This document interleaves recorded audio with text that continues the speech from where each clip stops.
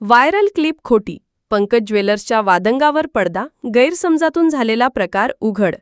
पंकज ज्वेलर्सचे मालक सागर विनायक नागरे यांनी एका महिलेसोबत अरेरावी केल्याची सोशल मीडियावर व्हायरल झालेली क्लिप खोटी असून हा वाद केवळ शाब्दिक गैरसमजातून झाल्याचे दोन्ही बाजूंनी स्पष्ट केले आहे.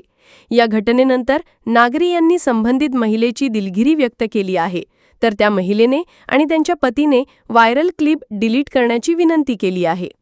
29 जून रोजी ही क्लिप सोशल मीडियावर मोठ्या प्रमाणात व्हायरल झाली होती, ज्यामुळे पंकज ज्वेलर्स आणि सागर विनायक नागरे यांच्या प्रतिमेला धक्का लागण्याची शक्यता निर्माण झाली होती. मात्र आता दोन्ही पक्षांनी एकत्र येऊन हा गैरसमज दूर केला आहे. पंकज ज्वेलर्सचे मालक सागर विनायक नागरे यांनी या प्रकरणावर स्पष्टीकरण देताना म्हटले की, संबंधित ताईंसोबत बोलताना चुकून काही अपशब्द निघाले असतील तर मी त्यांची मनापासून दिलगिरी व्यक्त करतो. हा निव्वळ गैरसमज होता आणि त्यात कोणताही वाईट हेतू नव्हता.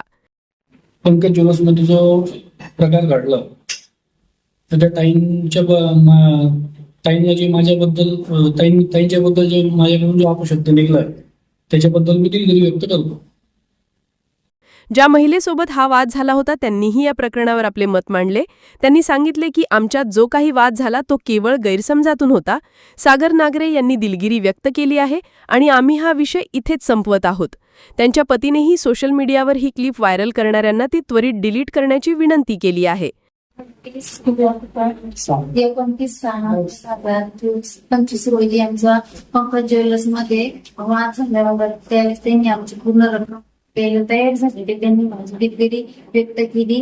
आता आमच्या कुठल्याही गोष्टीमध्ये वाद राहिलेला नाही. सोशल मीडियामध्ये जो व्हिडिओ आहे या स्पष्टीकरणामुळे पंकज ज्वेलर्सवरील संकटाचे ढग दूर झाले आहेत. सोशल मीडियावर व्हायरल झालेल्या माहितीची सत्यता पडताळून न पाहता कोणताही निष्कर्ष काढू नये असे आवाहन या घटनेतून पुन्हा एकदा अधोरेखित झाले आहे.